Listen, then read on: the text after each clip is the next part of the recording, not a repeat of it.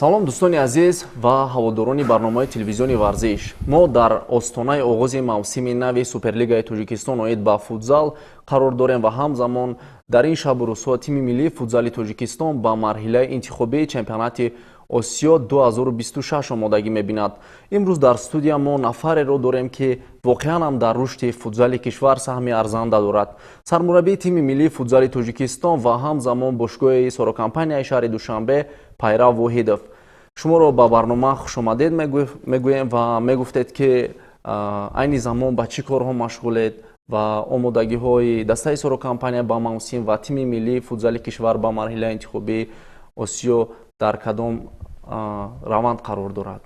Салому дуруди бепаём ба тамоми тамошобини телевизиони варзиш. Ташаккури зиёд ки ба барнома даъват кардед ва ман имкон дорам ба саволҳои шумо ва мухлисон ҷавоб диҳам.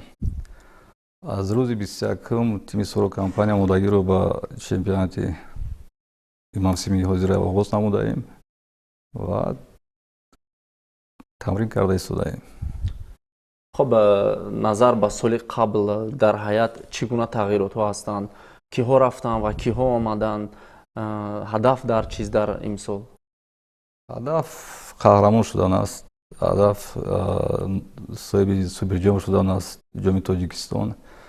از دسته ادریسیارو به دسته اولستاری ازبکستان گذشت. فیروز سنگوف دسته رو ترک نمود و ما قریب 5 نفر بازیگران نو بازیگران جوان رو دعوت کردیم به دسته. خب سال 2023 دسته سرکمپانیا پس از اون که 2 سال پای هم عنوان قهرمانی رو به دست آورد از دست داد. تیم استقلال قهرمانی تاجیکستان شد و در آغاز موسم سالهای 2024-2025 دسته سوپرجام رو از دست داد و اما در ادامه موسم عنوان قهرمانی رو به دست آورد و همزمان صاحب نوبتی جام تاجیکستان گردید. خب چی مشکلی ها بودن در آخری موسم و چگونه دسته رو برقرار کرده تا اینکه دوباره با پایگاه قهرمانی برگشتید و صاحب عنوان قهرمانی مملکت شدید؟ موسم گذشته نظر به موسم پیشتر خیلی دسته پرقوت شدن برای که پیش اگر تنها دسته سالو استقلال مبارزه بردند همین سال موسم گذشته دسته منادبانک دسته سپر دسته سومون پیدا شد دسته نو دسته خیلی خوب دسته استقلال رقابت‌ها تیز و تندتر شدند و سطح فوتبال هم بالاتر رفت. برای همین در سوپرجام با باخت دچار شدیم لیکن توانستیم که بعد از مرحله دوم دیگر بازیگران رو دعوت نماییم هیئت رو پرقوت‌تر کنیم و با هدف اساسی ما چمپیونی رو به دست بیاریم. خب این سال دسته سورو در کدام موقع حیاتش رو پرقوت میکنه زیرا الکی یک بازیگری بسیار موفق خود و کلیدی خش رو از دست داد. ما از دست ندادیم ما یعنی با دسته دیگر ادریسیارو رو با یک چمپیونات پرقوت‌تر روان کردیم. من با فکرم با فایده خودش میشود هم با فایده تیم ملی. ما با جای ادریسیارو یک دفاعگر میگیریم و یک بازیگر خط پیش خارجی.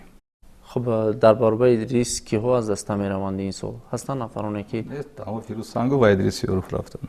خب از بازیگران داخلی یگان بازیگری نو به دسته جلب کرده در برابر فوتبال بازان خارجی؟ 5 نفر بازیگر جوان جلب کرده هستیم. 5 نفر بازیگر، 2 نفر دروازه‌بان هستند و 3 نفر بازیگران. خب مشکل نمیشه در برابر حریفان پرقوت زیرا این سال دسته سپر نظر به سال قبل الکی بود دسته خود رو پرقوت‌تر کرده است. استقلال نیز در همین زمینه دسته امانتبانک نیز سرمربی خود رو عوض کرد و بازیگران خارجی رو دعوت کرده ایستاده است. با بازیگران جوان که تجربه کمتر دارند در سوپرلیگا مثلا در بازی‌های سطح بلند مشکل نمیشه؟ با فکر من خوبتر می شود وقتی که حریفا پرقوت هستند رقابت زیادتر می شود دسته رقابت پذیرند و بازیگران جوان در همین خیلی بازی کنند و تجربه گیرند در بازی‌هایی که با حریفای پرقوت. خب تا جای ما معلومات داریم یک قطار از بازیگران دیگری سرکمپانیا نیز دعوت داشتند با دسته‌های خارجی مخصوصا با تیم‌های جمهوری همسایه ما ازبکستان از اون جمله سمندر ازوموف دلشاد سالموف فیضعلی سردورов چگونه دسته توانست که آنها را در حیات خویش نگاه دارد و با دسته‌های دیگر نگذارند؟ با دسته سرکمپانیا لازمند و ман гуфтам ки марҳила ба марҳила бояд як бора наметавонем 4-5 бозингарро ба дастаи дигар ба дастаи худро заиф кунем. барои ҳамин як нафар ду нафар рафтанд мо ба ҷои хуб бозингаро ҷавонтарро гирифтем ва гумон ки оянда ин бозингарони хуб мешаванд ва ба дастаи Сору компания кӯмаки худро мерасонанд. خب نظر به سال گذشته علاقه امسال گفتیم چمپیونات هم پرقوت می شود. سال گذشته شما که همچون سرمربی منتخب فوتزالی کشور هستید در برابر بازی بچه های خود و چند تیم پرقوت بازی کدام دسته بسیار توجه شما را جلب کرد و دسته هایی که نو وارد سوپرلیگا شدند کدامشون به نظر شما بهتر بود؟ در عموم همه دسته قریب بازیشون خوب بود لیکن دسته سومون که دسته نو بود بازی‌هایی بودن که خیلی بازی خوب نشان داده توانست. هرچند یگمان بازیگر خارجی نداشتن همه بازیگرای جوانی خودشون بودن جوانی محلی بسیار بازی خوب نشان داد. دسته سرافشان هم نظر به سال‌های پیشتر خوبتر شده است. لگانیرو را جلب کردن مربی از شهر دوشنبه بود و فکرم و بازیشون بهتر شده است. خب دسته های دیگر مثل ساماندر دسته که سال گذشته به وارد سوپرلیگا گردید خوجاند شما به نظر شما همچون یک متخصصی محلی و نفری که پیوسته در گویم داخل فوتزال هستید همین گونه دسته ها به سوپرلیگا لازم هستند به نظر شما زیرا بسیار با حساب های هنگفت مغلوب می شوند و این برای دسته هایی که در صدر جدول قرار دارد برای موقع گیری بسیار خلال می رساند. دسته ها باید یک دسته پرقوت آماده باشند برای بازی کردن با استقلال با سپر با سورو با حساب های کلان باید نباشد مثال لیکن هر دسته که اشتراک میکند باید با یک هیئتی مکمل باید بازی کند. تنها برای شماره باید دسته ها را در لیگ باز زیاد نکنیم باید با صفت نگاه کنیم که دسته صفتشون خوبتر باشد. تنها برای که باید حتما 10 دسته باشد باید نباشد ممکن 8 دسته باشد. یگان با که نیست که دسته باید پرقوت و بازی ها همش باید رقابت پذیر باشد. خب در برابر سخنهای شما من میتوانم یک چیزی اضافه کنم که بهترین نشانزن تاجیکستان گویم در یک بازی معین شد. بازیگر دسته سراوشان در یک بازی بر مقابل خوجاند 19 گل زد و در آخر موسم با 34 گل بهترین نشانزن گردید در حالی که دیگر بازیگرانی بودند که در بازی‌های مرکزی گل زدند و این واقعا هم فکر میکنم چون این دسته ها در سوپرلیگا نباشند بسیار خوبتر می شود و دسته ها با هرچی جدیتر آماده می شوند برای حریفان خیش. خب علاقه بازار ترانسفری در فوتزال نیز بسیار گرم ادامه دارد. علاقه یک قطار از بازیگران از استقلال مخصوصا 3 بازیگر اساسی این تیم محمد شریف، فیروز بگمرودov و رستم حمیدov به دسته سپر پیوستند. دسته تا جای خبر داریم دسته امانتبانک نیز با چند لیگانر سابق سارا کمپانیا گفته شنید انجام داده ایستاده است. سپر نیز با متخصصان گویم خارجی شرطنامه بسته ایستاده است مخصوصا سرمربی این تیم متخصص خارجی است و هیئت خود را پرقوت کرده ایستاده است. دسته استقلال نیز شما لیگانرها را از کدام کشورها آورده ایستادید در برابر که اون لیگانرها که در هیئت دارید؟ زیرا اون سوال یکم که برای چی و نشانزن بهترین از شهر از دسته سرافشان بود در یک بازی چند گل زد در یک بازی حل شد لیکن دیگر دسته ها نتوانستند که در یک بازی به همون کمانده همون 12 و 13 گل زدن. مشکلاتی بازیگر نیست و فکرم لیکن دسته‌ای که با بازی از یک شهر دیگر با دیگر با 5 نفر 6 نفر میبینن باید در سوپرلیگا نباشه که برای بازی میبینن 5 نفر بازی میکنن 6 نفر بازی میکنن بازیگری که باید واسه ندارن که باید بازی نباشه برای این دسته را باید این مشکلات لیگ است که دسته‌ای که دوران بازیگر دسته مکمل هستن همونها رو با لیگ باید رفتن که تنها با خاطر نام بازی باید نگذارن که ما چمپیون گذرانده ایستاده باید یک رقابت باشه یک بازی که باشه با مخلصان مقبول شود. مسئله که ما از بازیگران لیگ ادر با موضوع یک معلوماتی دارن که دسته سرافشان هم موضوع گفتگوشین دارد میخواد بازیگر رو از برزیل بازیگر دعوت کند. دسته سومون легионер даъваткардагӣ аст аз ҷумҳурии исломии Эрон. Дастаи Амонатбанк бозингар дорад хориҷӣ, ба фикрам маслиҳат кардааст. Ҳама дастаҳо, қариб ҳама дастаҳо бозингарои хориҷӣ доранд. Легионер даъват карда истоданд ва ман умед дорам ки имсол ин мавсим бозиҳо бештар, рақобаташ бештар мешавад ва чемпиони кадом команда қаҳрамон мешавад осон намешавад. Бояд як рақобати хуб бояд бошад байни 4-5 даста. бале ҳамин таҳримо аст, аммо қабл аз оғози мавсим дар лигаи футболи Тоҷикистон тамоми майдонҳо аз назар гузаронида мешавад ва кормандони Федератсияи футболи Тоҷикистон он варзишгоҳҳоро қабул мекунад. Баъдан даста метавонад бозиҳои хонагии хешро дар майдонаш баргузор намояд. Ин чиз гӯем дар футзал нест. Бисёр ҳолати хароб доранд баъзе аз майдонҳои мо, махсусан утоқҳои либосивазкунии дастаҳо. Мо дар чунин толорҳо бозӣ мекунем, махсусан толори регари шаҳри Турсунзодаро бигирем. Ягон мушкилӣ нест. Лига бояд ҳамун толорро қабул накунад ва агар регар дар имсол иштирок кунад, дар шаҳри Душанбе бозиҳошро гузаронад. ҳамун толорҳое ки мутобиқат намекунанд барои гузарондани бозиҳои Суперлигаи Тоҷикистон бояд роҳ дода нашаванд бозиҳо. лекин солҳои қабл ин кори хуб аст ки ин бори аввал аст ки ҳозир толорҳоро тафтиш карда истоданд, аз назар мегузоранд камбудиҳошон. Солҳои пеш ин чиз набуд. лекин кӯшиш карданд дар кори ки ҳама толорҳо, ин кори якрӯзаам нест, кори бисёр душвортар аст, лекин дастаи регар агар имконият надошта бошад, дар шаҳри Душанбе бозӣ кунад беҳтар аст. шумо дар кадом варзишгоҳ бозиҳои худро қабул мекунед, бозиҳои хонагиатон? Дар маҷмӯаи варзишии донишгоҳи миллӣ ва дар маҷмӯаи варзишии кумитаи андоз, дар ду толор. хуб, ташаккури зиёд. Бисёр як гӯем саволҳо ва ҷавобҳои мукаммал буданд ва акнун мегузарем ба соли 2025. имсол чемпионат боз ба ҳамун тарзе ки қаблан баргузор мешуд баргузор мешавад ва дар назар аст ки то моҳи охири декабр чемпионати имсола ки 2 август оғоз мешавад ҷамъбаст мегардад. хуб, кадом дастаҳо ҳастанд ки имсол бори аввал ба чемпионат меоянд? ба назари шумо аллакай клуби марказии варзиши Артиш низ дастаи худ аз сар гирифт. собиқ дарвозабони Амонатбонк Муродулло Алиқулов ба сафи сармураббиён пайваст ва сармураббии ин тим шуд. кадом минтақаҳои ба назари шумо ки пайваста дар бозиҳо ҳастед, кадом минтақаҳои кишвар метавонанд дастаҳои худро ташкил кунанд? аллакай толорҳо доранд, бисёр толорҳои хуб доранд, махсусан ноҳияи Данғара, шаҳри Кӯлоб. агар ҳамин гуна дастаҳо вориди Суперлига шаванд, бозиҳо ба назари шумо чӣ гуна мешавад? агар даста аз минтақаи Хатлон, агар шаҳри Кӯлоб, шаҳри Данғара дастаҳои футзал бошад, бисёр хуб мешавад. даста бисёртар бошад, бозингар бисёртар мешавад, рақобатпазирам зиёдтар мешавад. ягон мушкилӣ надорад. лекин намедонам ки дар минтақаи бохтар ягон даста надорад, дар минтақаи калонтарин даста надорад. бояд дастаҳо бошанд. барое ки футзал як мушкили асосӣ ин аст ки мо дар ягон мактабҳои варзишие ки ҳастанд, ягон гурӯҳи футзал надорем.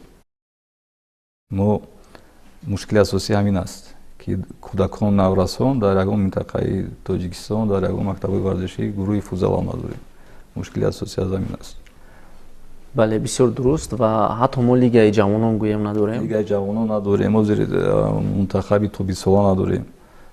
бисёр мушкил аст ки ҳозир мо ҳамин марҳила ба марҳила дар тими мунтахаб бояд ивази наслҳо равад. мо бозингар аз куҷо мегирем? агар тими тобисола мешид, мо метавонистем аз инҷо даъват карда марҳила ба марҳила бачаҳоро омода кунем. лекин мо хеле тими тобисола надорем ҳозир. 17-19 мушкиле барои ки ҳамсояки шаҳрҳои мо доранд ва агар мо ба ҳамин аҳамияти ҷиддие ки баъди 3-4 сол бисёр душвор мешавад рақобат кардан буда кишварҳои ҳамсоя. айни замон бисёр ҳам вақти муфид аст ки дастаҳо бозингарони ҷавонро аз маҳал даъват намоянд, то ин ки тавонем як ҳайати то 20 сола ва ҳайати ҷавонони тими миллиро даъват кунем. хуб, дар дастаи шумо чӣ хеле гуфтед, 3 бозингари ҷавон ҳузур доранд ва дар дигар дастаҳо чӣ? як қароре буд ки бояд ҳар дастае ки дар Суперлига ҳунарнамоӣ мекунад то ҳатман 2 бозингари то 18 сола дошта бошад, то 20 сола дошта бошад. ҳамин анъана то куҷо ҷараён дорад? аз рӯи ҳамон ҷаласае ки кумитаи футзал гузаронд, дар ин мавсим бояд ҳар даста ҳатман дар ҳар бозӣ як ҷавони то 20 сола бояд бозӣ кунад. ҳаддиақал 5 дақиқа буд.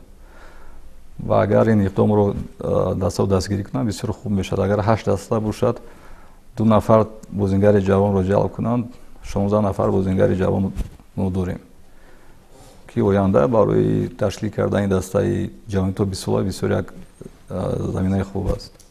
бале солҳои 2024-2025 барои тими миллии футзали Тоҷикистон ва барои бошгоҳи Сорокомпания бисёр соли бобарур буд, зеро мо бори аввал дар марҳилаи интихобӣ аз садри гурӯҳ ба марҳилаи ниҳоии чемпионати Осиё 2024 ки дар Таиланд баргузор шуд роҳ ёфтем.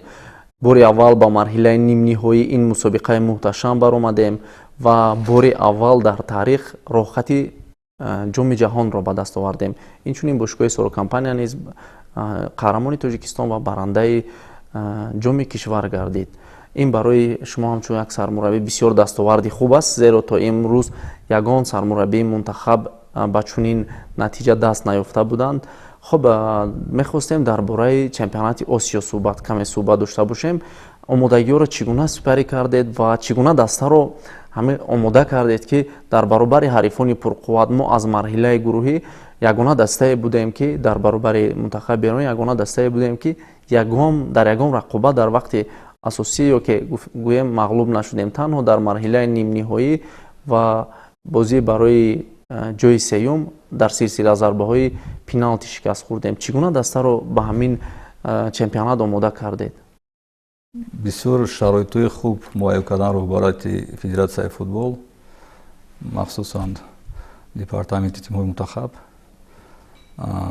барое ки мо бозиҳо моҳи апрел буд, аз моҳи январ, озохири январ ҷамъиятро оғоз намудем.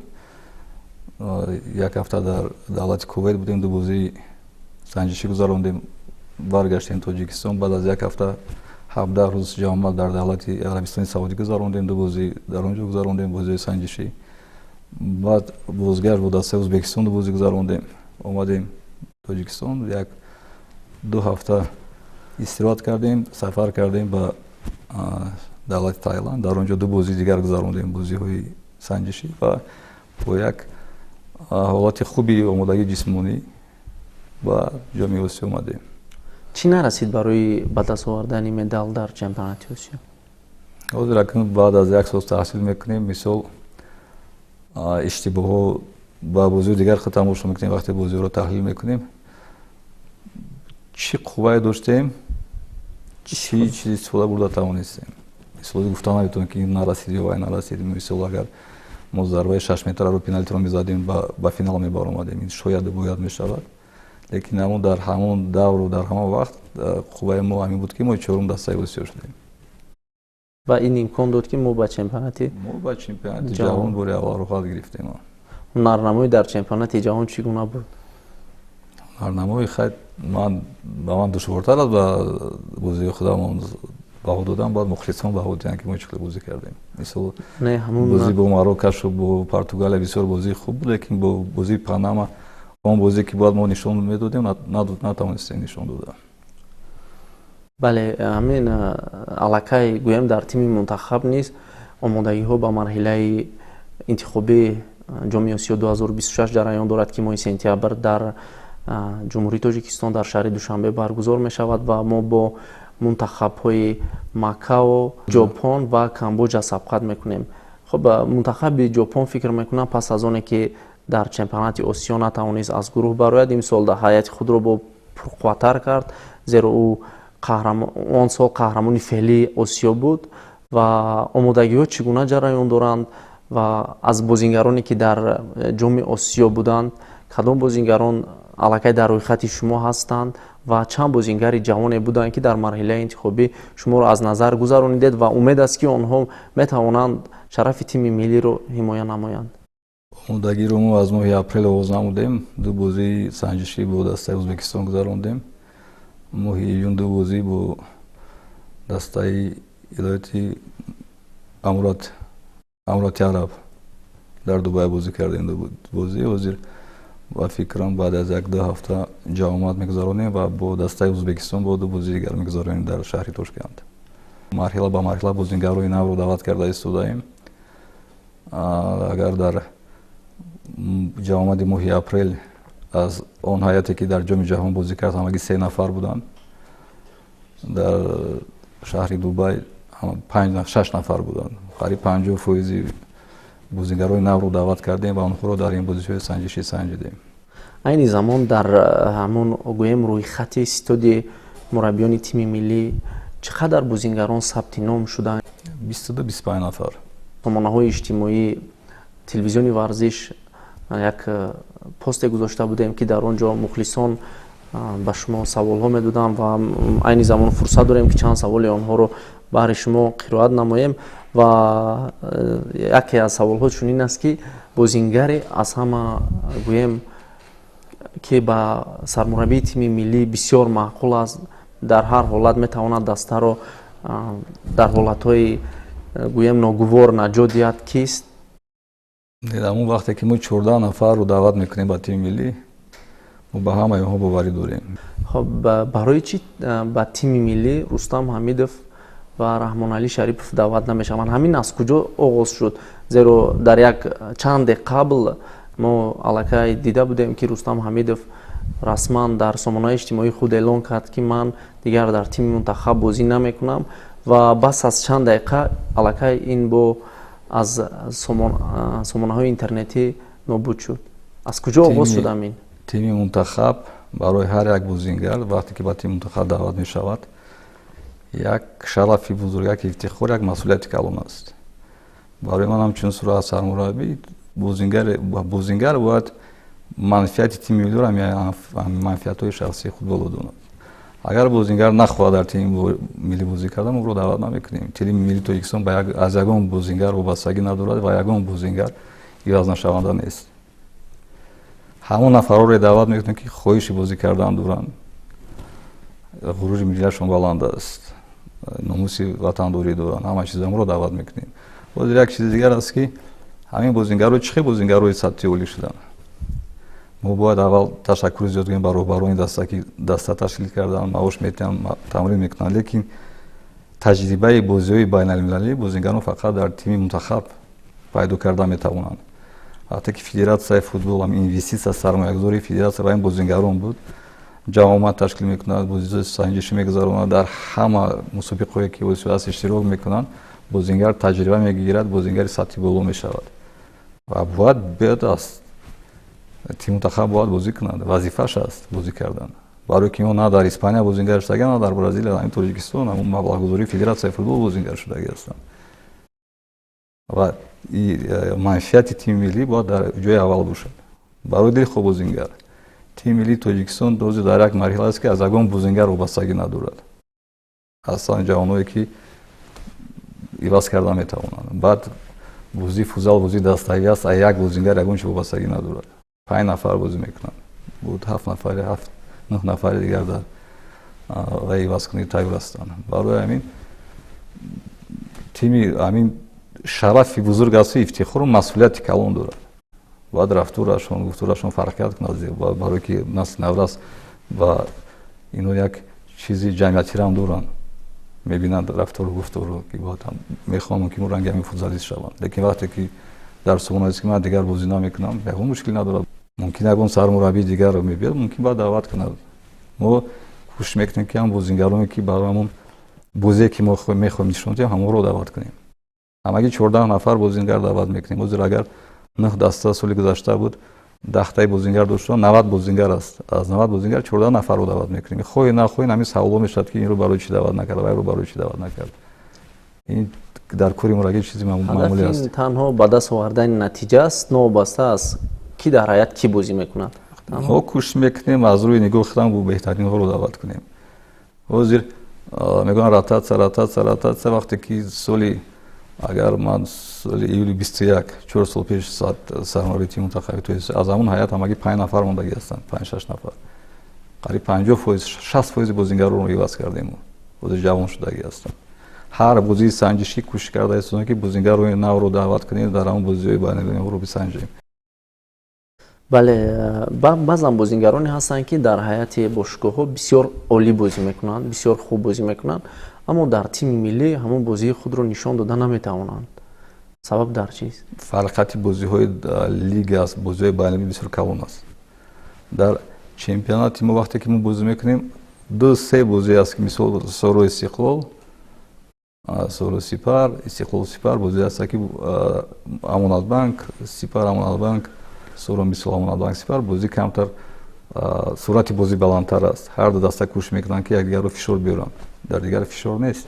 дар бозиҳои байн, дар бозии тими мунтахаб кадом ҳариф кати бозӣ накунад фақат таҳти фишор аст бозингар. барои душвор аст аз бозиҳое ки бисёр роҳат аст ба бозиҳои бад сатҳи бозингарои тимҳои мунтахабам баланд аст. душвортар аст. барои ин вақт лозим аст.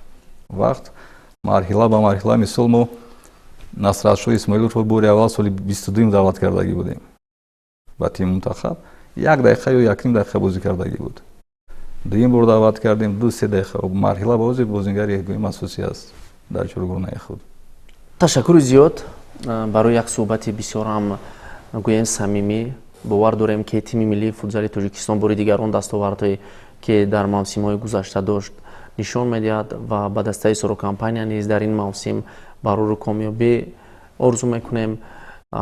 умед дорем ки бозингарони нав ба тими мунтахаб даъват мешаванд ва дар баробари он бозингароне ки дар гузашта маҳорати бисёр баланди худро нишон доданд дар баробари онҳо метавонанд шарафи тими миллиро ҳимоя намоянд. дар охир чӣ гуфтанӣ доред барои мухлисон, барои дӯстдорони футзали кишвар? барои мухлисон ҳама вақт бояд агар дастаи мунтахаб бошад моҳи сентябр бозӣ мекунем ба толор биёянд дастаи мунтахабро дастгирӣ кунанд ва умедворам ки дар бозиҳои суперлигаи Тоҷикистон дар ҳамон толорҳое ки бозиҳо мегузарад пур аз мухлис мешавад ва дастаҳо кӯшиш кунанд ки як бозие нишон диҳанд ки ба мухлисон маъқул бошад ва футзалро бисёртар дӯст дорам. ташаккури зиёд. бинандагони гиромӣ, инҷо мерасем ба поёни барномаи шаҳри футзал ва чун анъана ҳар ҳафта дар ҳамин вақту соат бо барномаҳои навбатӣ ва бо гӯем меҳмонон ва қаҳрамонони навбатӣ шуморо аз олами футзал ва махсусан аз футзали тоҷик огоҳ месозем.